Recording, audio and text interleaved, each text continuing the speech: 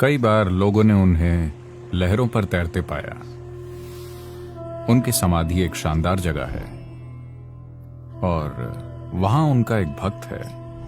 उसका चेहरा बिल्कुल मायम्मा की तरह हो गया है।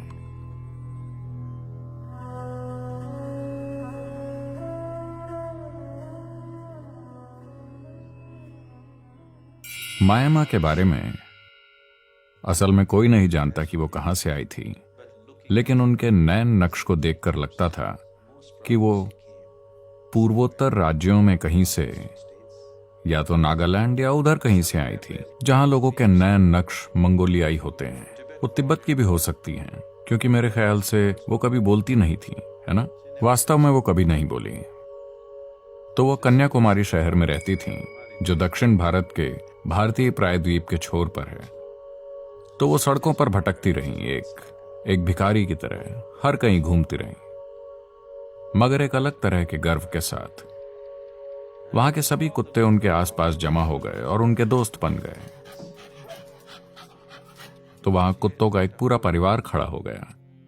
जब भी उन्हें खाने की कोई चीज मिलती, वो उन्हें खिलाती थी, भले वो खुद भूखी हों। तो वो इस हद तक चली गई थी, दक्षिण भारतीय होटलों में कुछ व्यंजन खरीदने के लिए नहीं होते हैं। मैं आपको बता रहा हूं, कुछ व्यंजनों को रेस्तरां के सामने एक कांच के शोकेस में प्रदर्शित किया जाता है, जैसे इडली। आमतौर पर इडली नहीं, वड़ा, कोई मिठाई और लड्डू। यह आमतौर पर किसी शुभ दिन जैसे पूर्णिमा को किया जाता है। वो उस दिन का खास भोजन होता है। तो वो इस हद तक चली जाती थी कि उस खाने को झपट कर कुत्तों के आगे फेंक देती थी। तो कई बार ऐसी घटनाएं भी हुई जहां उन्हें पीटा गया और गालियां दी गईं।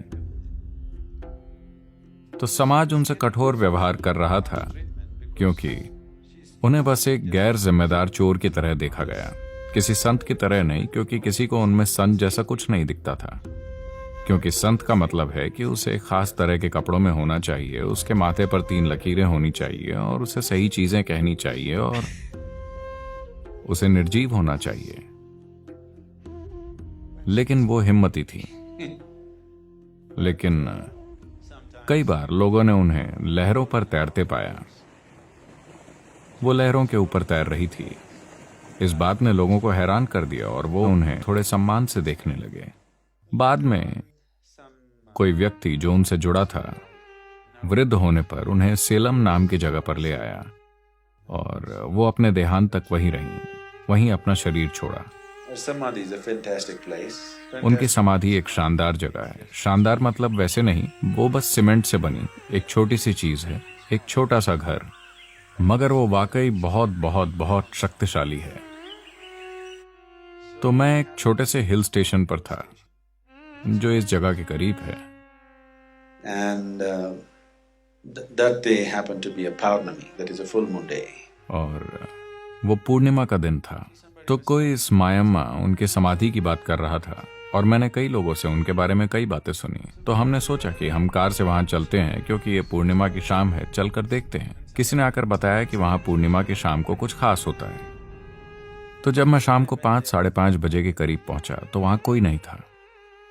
तो हम अंदर चले गए और एक छोटे से कमरे में बैठे, सिर्फ 10 बाय 10 का एक कमरा, जिसमें उनकी एक बड़ी तस्वीर थी। उनके चेहरे पर ज्यादातर तिब्बती महिलाओं की तरह काफी झुर्रियां हैं, लगभग उसी तरह का चेहरा, मगर वो जगह विस्फोटक है।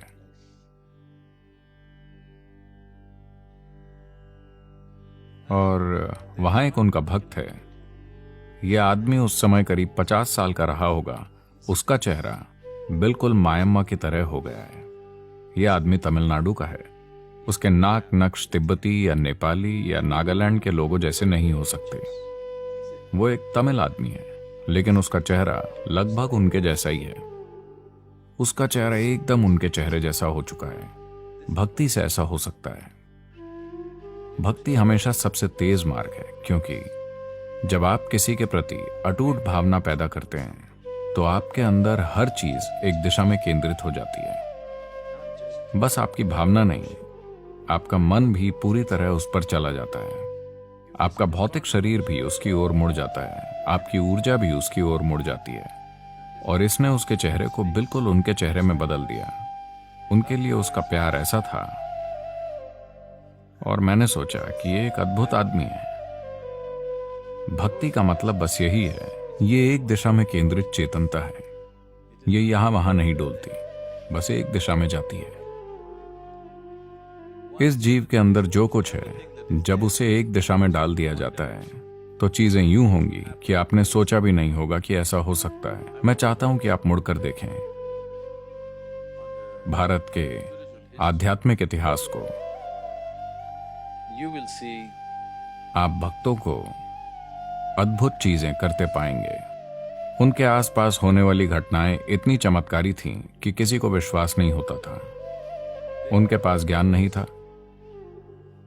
उनके पास कोई दूसरा मंत्र तंत्र नहीं था। एकमात्र चीज थी एक ही दिशा में केंद्रित भक्ति, बस। जो चीजें उनके अंदर और उनके आसपास हुईं वो कुछ ज्यादा ही चमत्कारी थीं। उनके आसपास अद्भुत चीजें हुईं और लाखों लोग सिर्फ उनकी मौजूदगी से ही अभिभूत हो जाते थे। उनके पास सिर्फ एक ही दिशा में केंद्रित भक्ति थी, बस।